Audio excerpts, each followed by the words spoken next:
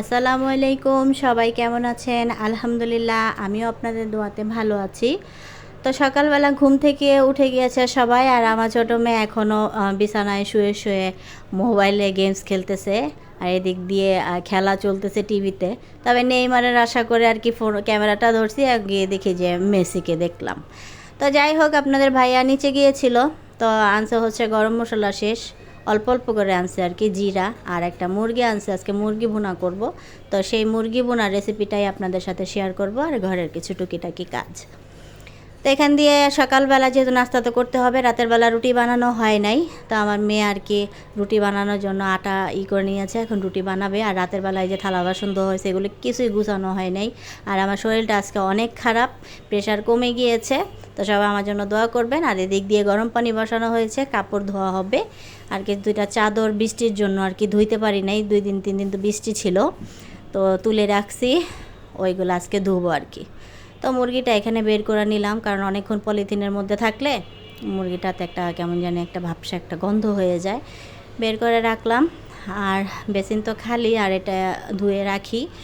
আর রুটি সেঁকতে হবে, তারপরে চা বানাবো, নাস্তা করব, বাকি কাজ। তো নাস্তা করে চলে আসলাম, এই যে গরম পানি তো কড়াই হয়েছে, এখন এই চাদরগুলো আর কি ভেজাবো, আজকে এগুলি ধুবো। আর এক্সট্রা আমাদের কোনো কাপড় থাকে না বেশি, আমরা প্রতিদিনের কাপড় প্রতিদিনই সাবান দিয়ে ধুয়ে ফেলি।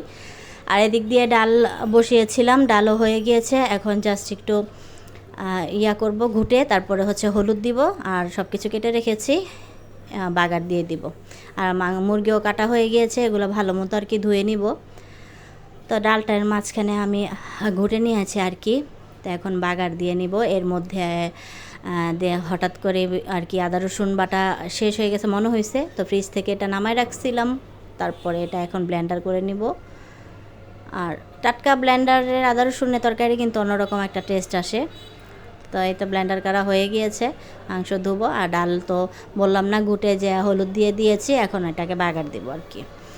তো তেল দিয়ে দিয়েছি, আজকে বাগারটা একটু অন্যরকম করে দিব। অনেক আগে আমার নানু বাসায় আর কি এরকম করে বাগার দিত, তার আমি কখনো খাই নাই আর কি আমার সংসারে। তো আজকে প্রথমে আর কি আমি আমার সংসারে এরকম করে আর কি ডাল বাগার দিচ্ছি। তো জিরা দিয়ে দিয়েছি, রসুন আর পেঁয়াজ দিয়ে তারপরে হচ্ছে ডালটা বাগার দিই।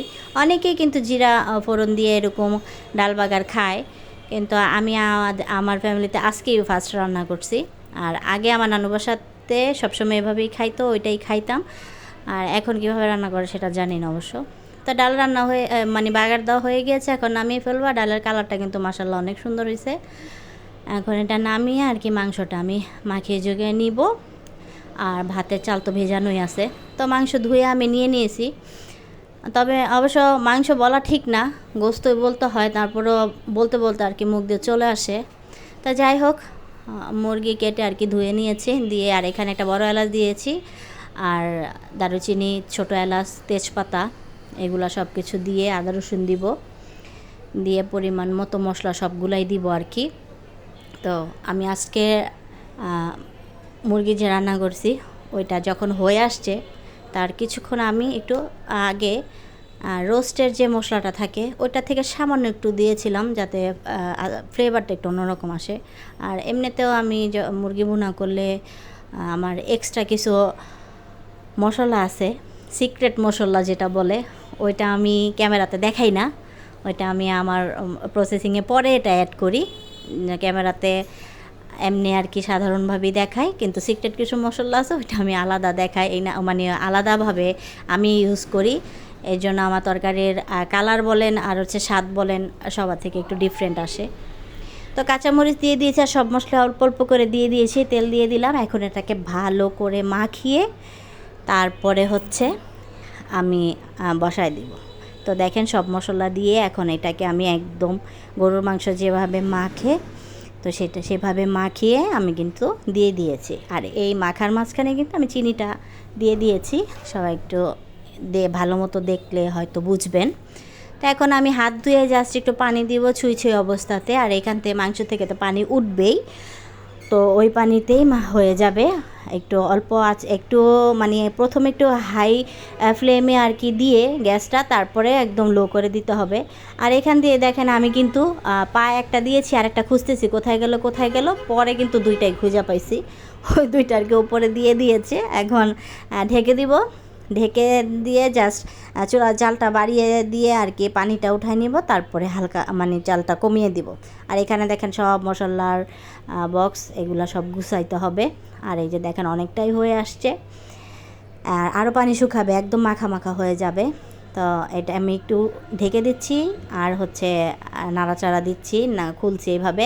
আর এদিকে কাপড়ও ধুচ্ছি আর রান্নাও করতেছি, আর ঘরের কাজ তো আছেই। তো অনেকটাই হয়ে আসতেছে আর কি। এখন এই পর্যায়ে আমি আর কি দিয়ে দিব জিরার গুঁড়া, দিয়ে তারপরে হচ্ছে আরও শুকাবো, তাহলে জিরার যে এক্সট্রা একটা গুঁড়ার যে একটা ফ্লেভার আছে ওই ফ্লেভারটা মানে না আসবে না একদম। এই ঝোল একটু ঝোল থাকা অবস্থাতে যদি দেওয়া যায় তাহলে একদম মশলার সাথে মাংসের সাথে মিশে যাবে। তা এই তো দেখেন আমার তো আমি কিন্তু অলরেডি কড়াইটা চেঞ্জ করে ফ্রাই প্যানে দিয়ে দিয়েছি। আমার তরকারিটা কিন্তু অনেকটা হয়ে আসছে, এই যে এখন হয়ে আসছে, পুরো হয়েছে, এর থেকে আর বেশি শুকাবো না। আর খেতে কিন্তু অসাধারণ হয়েছিল।